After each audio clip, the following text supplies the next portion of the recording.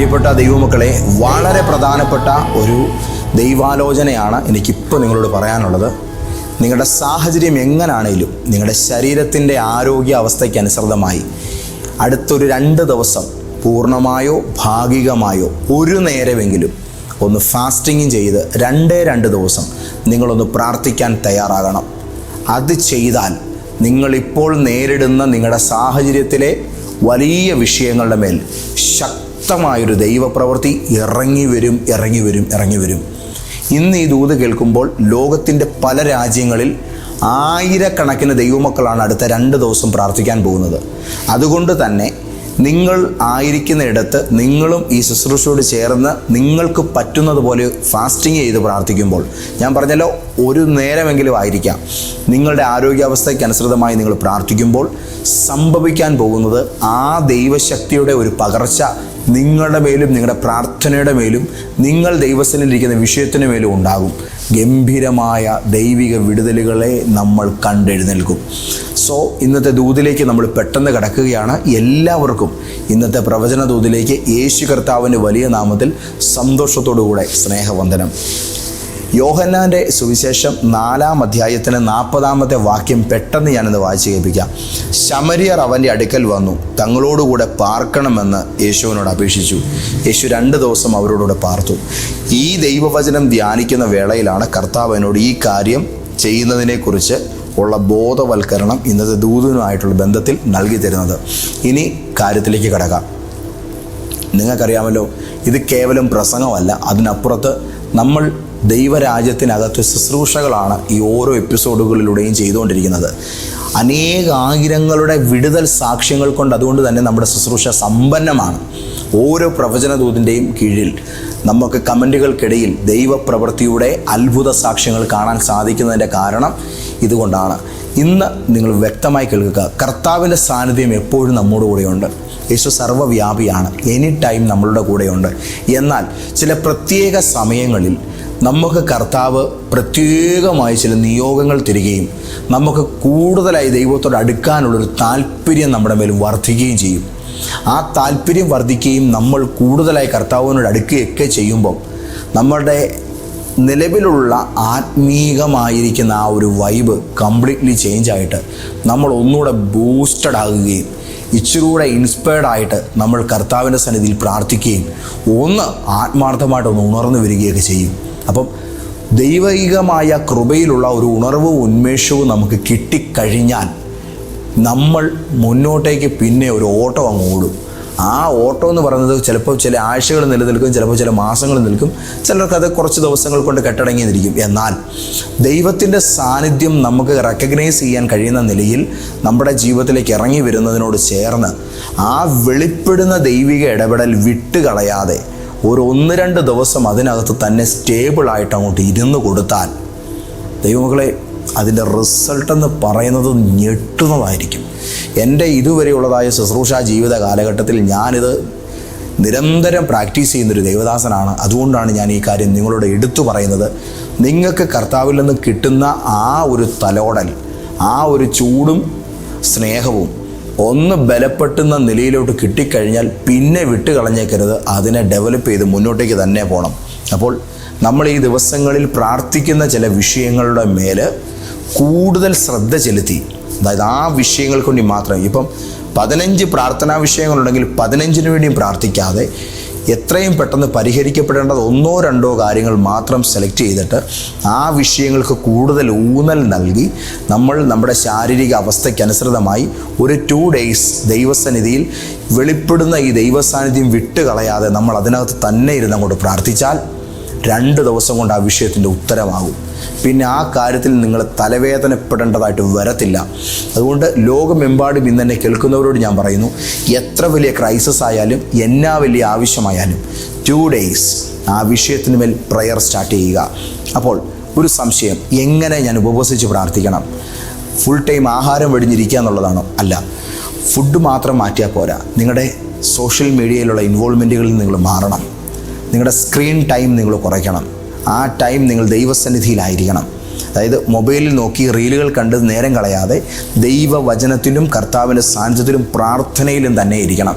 അടുത്ത കാര്യം, നിങ്ങൾ ഡയബറ്റിക് ആയിട്ടുള്ളൊരു വ്യക്തിയാണെങ്കിൽ, മറ്റ് ശാരീരിക ബുദ്ധിമുട്ടുകളുള്ളവരാണെന്നുണ്ടെങ്കിൽ നിങ്ങൾക്ക് 2-3 നേരമൊന്നും ഫാസ്റ്റിംഗ് ചെയ്യാൻ പറ്റത്തില്ല.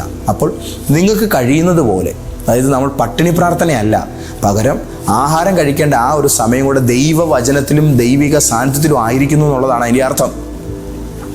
നിങ്ങൾക്ക് കഴിയുന്നത് പോലെ നിങ്ങളുടെ 1-2 നേരത്തെ ആഹാരം നിങ്ങൾക്ക് മാറ്റിവെക്കാം. എന്നിട്ട് ആ നേരം കൂടെ പവർഫുള്ളായിട്ട് ദൈവസ്ഥനിലിരിക്കാം. ഞാൻ ഒന്നുകൂടെ പറയുന്നു, ചത്തേ ചതഞ്ഞെന്ന് പറയുന്നൊരു പരിപാടിയല്ല. തീ വാർന്ന നിലയിൽ നമ്മൾ കത്തി നിന്നാണ് ഈ 2 ദിവസങ്ങൾ പ്രാർത്ഥിക്കാൻ പോകുന്നത്.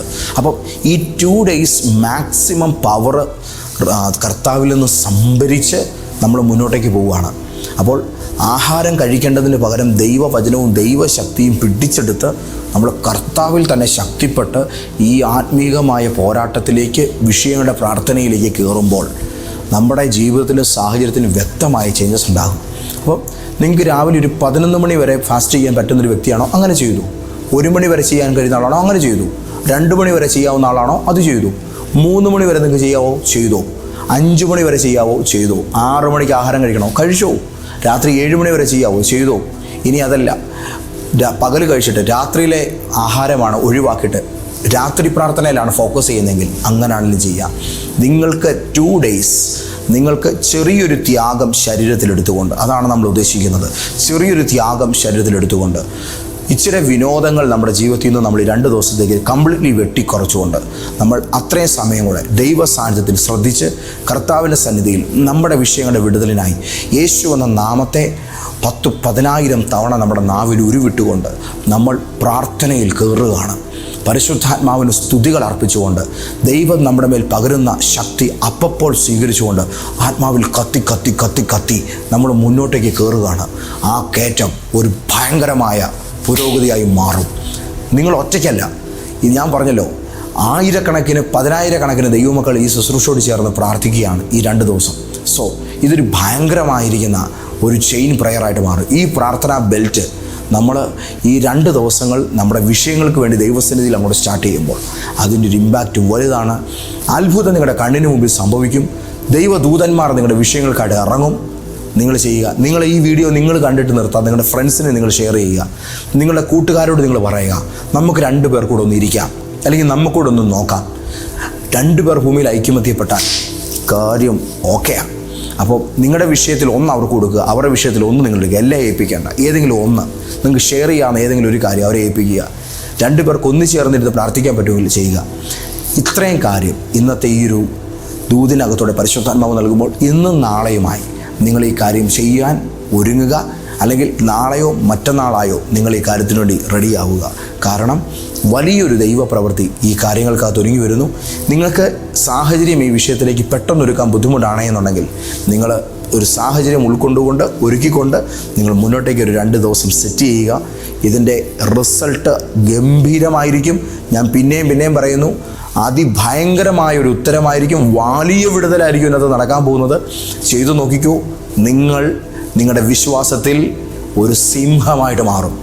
ദൈവം നിങ്ങളെ അനുഗ്രഹിക്കട്ടെ. ഞങ്ങളുടെ കർത്താവേ, ശമരിയർ പറഞ്ഞു 2 ദിവസം പാർക്കണം. യേശു അവരോടുകൂടെ പാർത്തു. ആ 2 ദിവസം അവരുടെ ലൈഫ് മാറി. ഞങ്ങളുടെ ജീവിതത്തിൽ എപ്പോഴും ദൈവസാന്നിധ്യം ഞങ്ങളുടെ കൂടെയുണ്ട്. എന്നാൽ കൃപ വെളിപ്പെടുന്ന പ്രത്യേക ചില അവസരങ്ങളിൽ, ദൈവസാന്നിധ്യം ഇറങ്ങുന്ന ചില പ്രത്യേക മുഹൂർത്തങ്ങളിൽ ഞങ്ങൾ അതിനോട് ചേർന്ന് കൂടുതൽ തൽപരരായി ഇരിക്കുമ്പോൾ ഞങ്ങളുടെ ലെവലുകൾ മാറും. ഞങ്ങളുടെ സാഹചര്യങ്ങൾക്കതൊരു വ്യത്യാസങ്ങളുണ്ടാകും. ഞങ്ങളുടെ പ്രാർത്ഥനയുടെ രീതി മാറും. ഞങ്ങളുടെ വിശ്വാസത്തിൻ്റെ രീതി മാറും. ഞങ്ങളുടെ ആ ശൈലി തന്നെ ചേഞ്ച് ആകും. അത്തരത്തിലുള്ളതായ ഒരു ഭയങ്കരമായ ട്രാൻസ്ഫോർമേഷൻ ഇന്നത്തെ ഈ ഒരു ശുശ്രൂഷയ്ക്കായി നിൻ്റെ മക്കൾ ഒരുങ്ങുന്നതോടുകൂടെ ഇവരിലും ആരംഭിക്കട്ടെ എന്ന് ഞാൻ പ്രാർത്ഥിക്കുന്നു. 10,000-കണക്കിന് ആൾക്കാർ ഈ നിയോഗം ഏറ്റെടുക്കുമ്പോൾ ഇന്ന് ഇതിൻ്റെ താഴെ ഓരോ പ്രാർത്ഥനാ വിഷയങ്ങളും കമൻറ്റുകളായി വരുമ്പോൾ അതിൻ്റെ മേലെല്ലാം ദൈവത്തിൻ്റെ കൃപ വെളിപ്പെടുകയും മറുപടികൾ ഒരുക്കപ്പെടുകയും ചെയ്യുകയാൽ കർത്താവിന് ഞാൻ സ്തോത്രം ചെയ്യുന്നു. എൻ്റെ പിതാവ് അത്ഭുതങ്ങളാൽ ഞങ്ങളെ നിറയ്ക്കും. യേശുവിൻ നാമത്തിൽ തന്നെ ആമേൻ. കർത്താവ് നിങ്ങളെ ഒത്തിരി അനുഗ്രഹിക്കട്ടെ. ഈ കാര്യം ആരും മറന്നു കളയരുത്. വളരെ സന്തോഷത്തോടു കൂടെ ചെയ്യുക. നെക്സ്റ്റ്, ഈ ഞായറാഴ്ചയും വെള്ളിയാഴ്ചയും കോട്ടയത്തും എറണാകുളത്തും നമുക്ക് ശുശ്രൂഷയുണ്ട്. കോട്ടയത്ത് ലോഗോസ് ജംഗ്ഷനിലുള്ള പ്രധാനമന്ത്രി ജൻ ഔഷധിയുടെ മുകളിലത്തെ നിലയിലും അതായത് MK ടവറിൻ്റെ 7ാം നിലയിലും എറണാകുളത്ത് ചിറ്റൂർ റോഡിലുള്ള YMCA ഹാളിലുമാണ് നമ്മുടെ ആരാധന നടക്കുന്നത്. എറണാകുളത്തെ ആരാധനയുടെ സമയം ഞായറാഴ്ച വൈകുന്നേരം 5 മണിക്കാണ്. വെള്ളിയാഴ്ചയും ഞായറാഴ്ചയും കോട്ടയത്തെ മീറ്റിങ്ങുകൾ രാവിലെയാണ്. അപ്പോൾ എറണാകുളത്ത് ഇപ്പോൾ വെള്ളിയാഴ്ച മീറ്റിംഗ് ഇല്ല, ഞായറാഴ്ച മാത്രമേ ഉള്ളൂ. ഈ കാര്യങ്ങൾ നിങ്ങളുടെ ശ്രദ്ധയിലിരിക്കട്ടെ. പിന്നെ ഒരു സ്പെഷ്യൽ പ്രയർ ഈ ദിവസങ്ങളിൽ കണ്ടക്ട് ചെയ്യപ്പെടുന്നുണ്ട്. അത് സെലക്റ്റീവായിട്ടുള്ള കുറച്ച് പേർക്ക് വേണ്ടി മാത്രമാണ് അത് ഒരുക്കപ്പെടുന്നത്. അതിൻ്റെ വിശദാംശങ്ങൾക്ക് വേണ്ടി താഴെ കാണുന്ന നമ്പറിൽ വിളിച്ച് വേണമെങ്കിൽ നിങ്ങൾക്ക് അതിൻ്റെ ഒരു ജോയിൻ ചെയ്യാം. ഒരു 30 പേർക്ക് വേണ്ടി മാത്രമേ ഞങ്ങൾക്കത് ക്രമീകരിക്കാൻ കഴിയുന്നുള്ളൂ. ദൈവമക്കളെ, ഈ ശുശ്രൂഷ ഇന്നത്തെ ഈ ഒരു മീറ്റിംഗ് നിങ്ങൾ മറ്റുള്ളവർക്ക് ഷെയർ ചെയ്യണം. വലിയ ദൈവപ്രവർത്തികൾ കാണാൻ പോവാണ്. ദൈവപിതാവിൻ്റെ സ്നേഹവും യേശു രാജാവിൻ്റെ കൃപയും പരിശുദ്ധാത്മാവിൻ്റെ കൂട്ടായ്മയും നിങ്ങളോടുകൂടെ ഉണ്ടായിരിക്കുമാറാകട്ടെ. ആമേൻ, ആമേൻ, ആമേൻ.